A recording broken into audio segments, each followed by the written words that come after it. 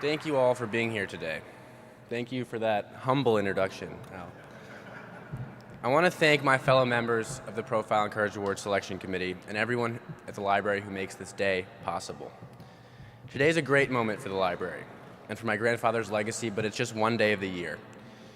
The men and women who work at the library and those who generously give to this institution ensure that President Kennedy's legacy remains alive and vibrant here every other day of the year when there are no cameras here watching them, but when thousands of people from all across the country and around the world come to learn, reflect, and find inspiration.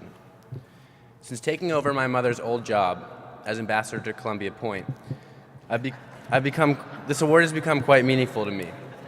Coming to this library, walking through the doors, past the pictures of my grandfather, smiling and sailing through the 60s, to sift through a slate of impressive candidates, each of whom made tremendous sacrifices for their country, to select the winner of this award reminds me that courage is not as rare as we might think, and that we ought to remind ourselves of the unsung profiles in courage that we encounter every day in our own lives. Every year for 25 years, the Kennedy Library has given this award. Each recipient has symbolized the ideals and principles of service and sacrifice that my grandfather embodied as an individual and as a president. But for me, this year is particularly special. I come to the library in a curious moment in my own life. If I pass my last exam on Tuesday morning, which is far from a safe bet, I will have completed my studies and I'll graduate later this month. I'll leave Yale and step out into a world that faces a greater challenge than any other before it: climate change. My generation has grown up with this disaster looming ahead. From the sidelines, we felt hopelessly frustrated as our leaders have failed to address this problem that we know exactly how to solve. Recently, as I thought about leaving Yale and stepping out into the world as it is today, I revisited my grandfather's commencement speech that he gave at Yale in 1962. It wasn't his best speech. It's really long and it's really boring. But for a Harvard graduate, I suppose that is to be expected. Two passages buried within caught my eye. And President Kennedy's words help explain the special significance of this year's award, and the profound importance of the courageous stand taken by the man sitting behind me.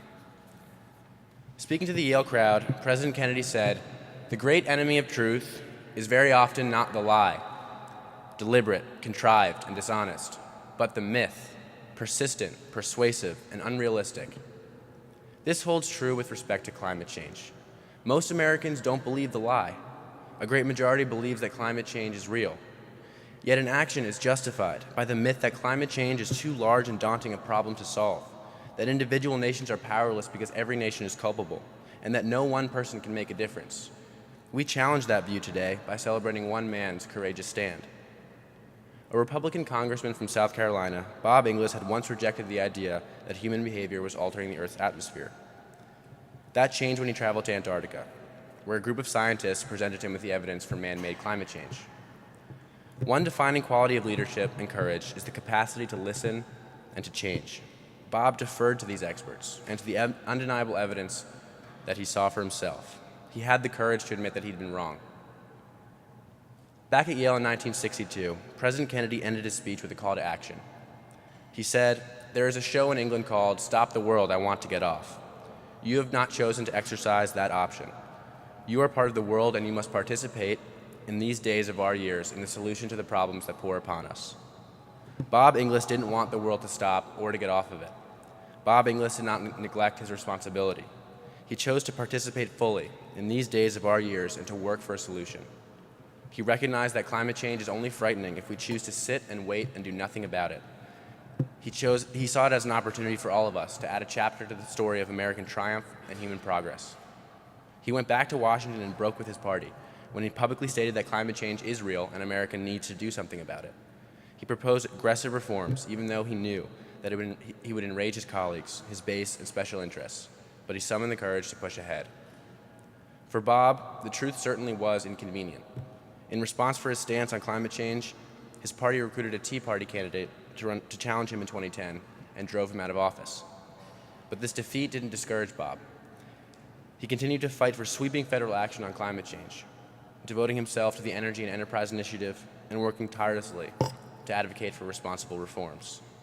Bob Inglis defines President Kennedy's vision of a profile in courage.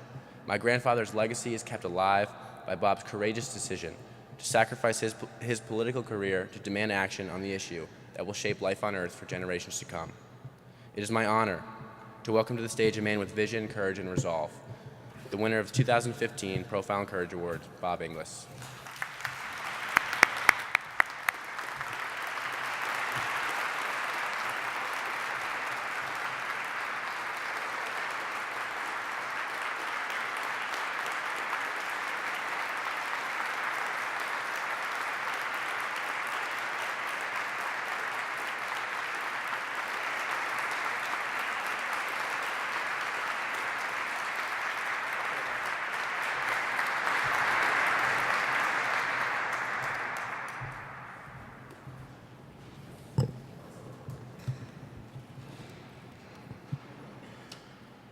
Thank you, Jack, for saying all those nice things.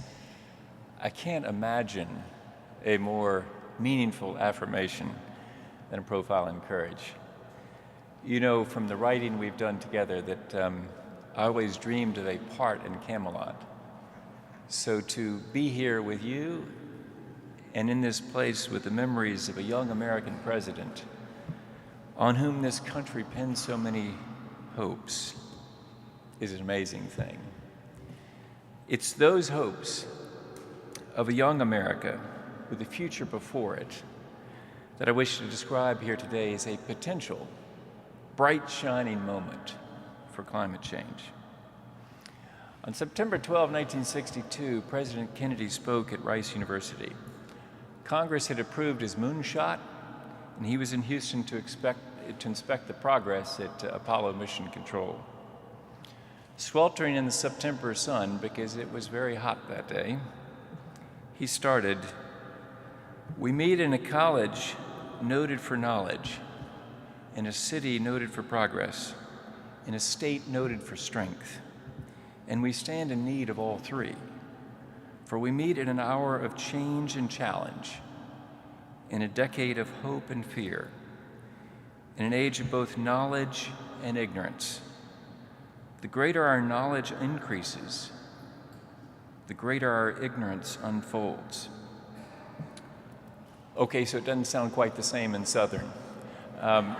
But applying those words to climate change, our knowledge has increased, our ignorance has unfolded, and we're beginning to see the damage that we're doing to the remnant of Eden in which we live.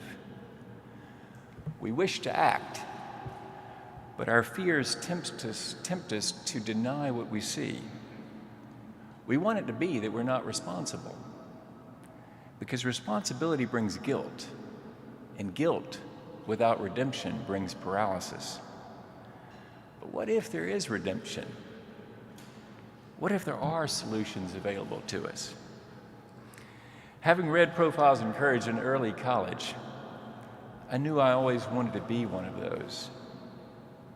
I knew then, and I know even better now, that the future has a few leaders and a whole lot of followers. That when leaders are optimistic, they're saying they believe in the people that they represent. President Kennedy believed in us at Rice. He said that some of the materials needed for the spacecraft hadn't even been invented yet. And he admitted that some of what he was saying there at Rice was faith and vision. But he said, "The vows of this nation can only be fulfilled if we in this nation are first, and therefore we intend to be first." I had hoped to be as inspiring on climate change, in perhaps the reddest district and the reddest state of the nation. Apparently, I didn't do it quite as well as President Kennedy. In Landrum, South Carolina, in the darkest days of the Great Recession, there was a debate under a big tent. The tent wasn't quite big enough for climate change. The moderator, a local Christian talk radio host, asked me and my 4 Republican primary challengers if climate change was real, man-made, and whether we could support a bill in Congress that would tax carbon emissions. The crowd laughed audibly. It was well known that I had committed the heresy of believing in climate science. My 2008 primary opponent had nicknamed me the Al Gore of the Republican Party. He didn't mean it as a compliment. This is now the 2010 cycle, and we had descended into the depths of the Great Recession. People were upset. They would happily receive the news that climate change was one thing we just didn't need to worry about. My affirmative answers, that climate change is real and human-caused, and that free enterprise can solve the problem if we tax emissions with equal and offsetting cuts to payroll taxes, were not well received. All of my opponents answered the moderator's questions in the negative, advancing the populist rejectionism of the Great Recession, rejection of the science, rejection of all things Obama, and rejection more fundamentally of the notion that we can come together to solve really big challenges. I wasn't always so courageous on climate. In my first 6 years in Congress, 1993 to 99, I had said that climate change was hooey, Al Gore's imagination. All I knew was that Al Gore was for it, and therefore I was against it. After a 6-year hiatus doing commercial real estate law, I was reelected to Congress in 2004. Our son, the eldest of our 5 children, was voting for the first time that year. He came to me and said, "Dad, I'll vote for you, but you're going to clean up your act on the environment." That was step 1 of a 3-step metamorphosis for me. Step 2, I got on the House Science Committee and saw the wonders and the warnings of science in places like Antarctica. Step 3, I heard the call to love God and love people. People we will never know because they will come after us. Through Scott Heron, an Aussie climate scientist at the Great Barrier Reef. I came home and introduced an alternative to cap and trade, an emissions tax with equal and offsetting cuts in payroll taxes, together with a border adjustment that would impose a tax on imports. My political timing wasn't great, but I wouldn't change a thing. It's been a circuitous path, and one that I would not have chosen, but it's been a good path. Given a choice between the law of love and the law of politics, I know I chose the better.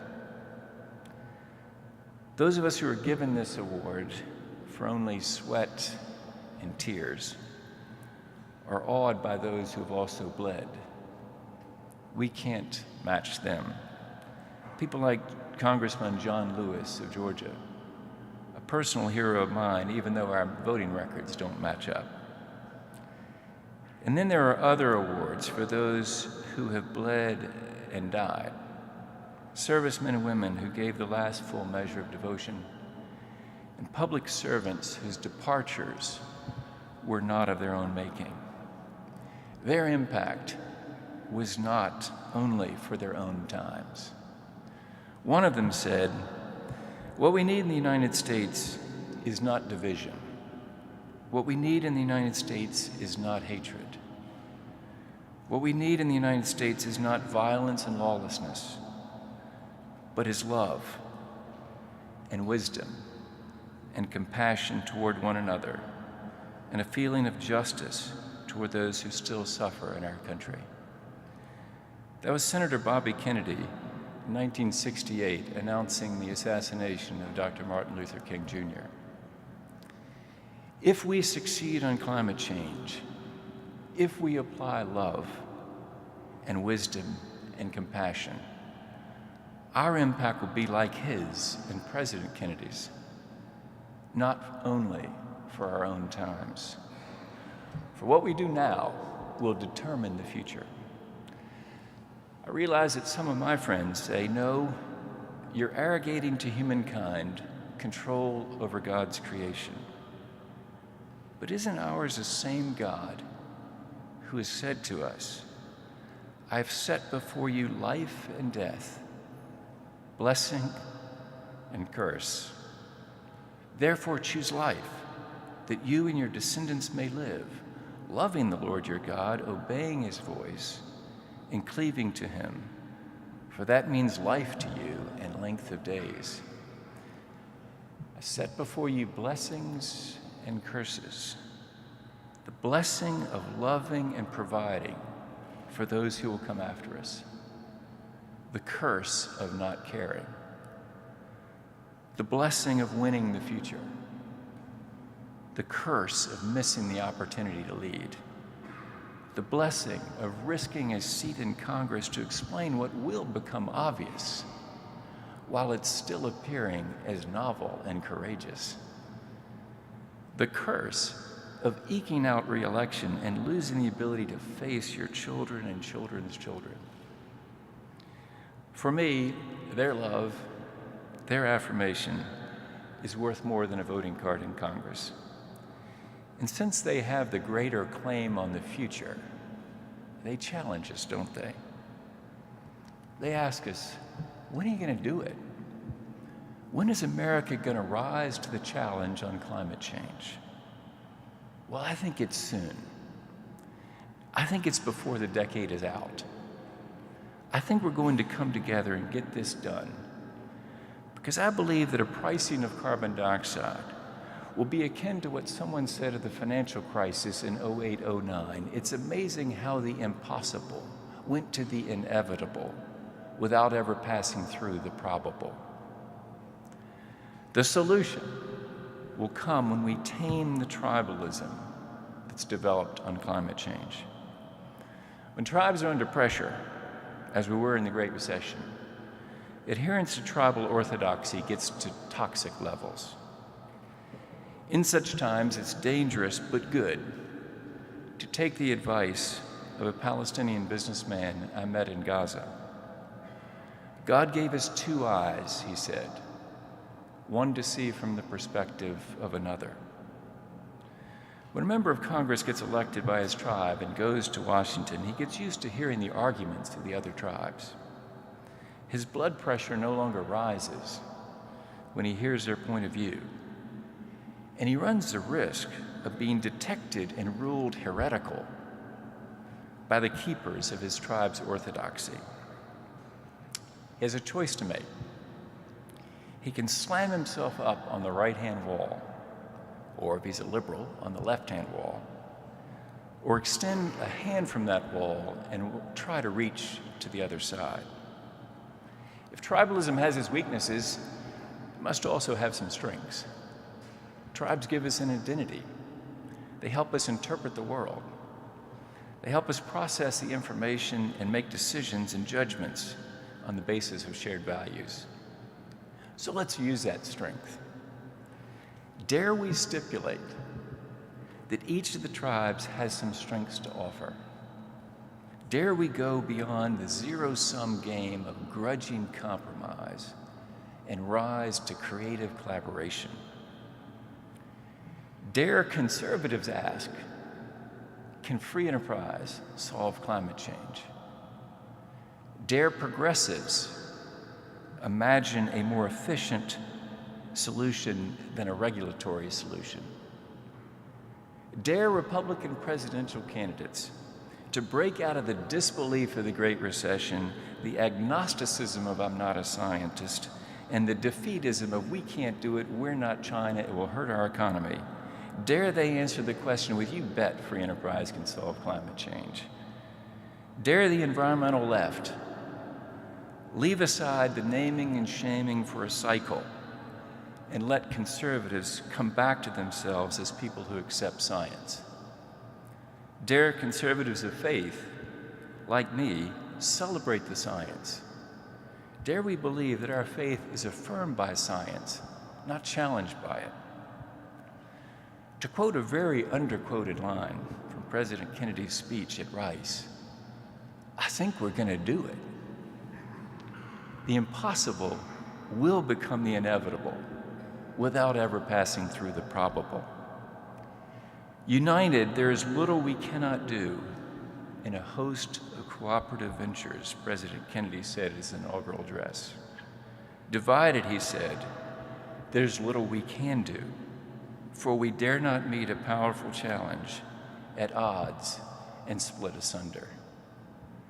We dare not face the challenge of climate change at odds and split asunder.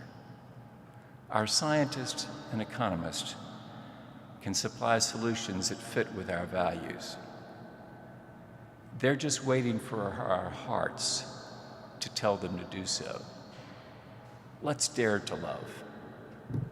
Thank you.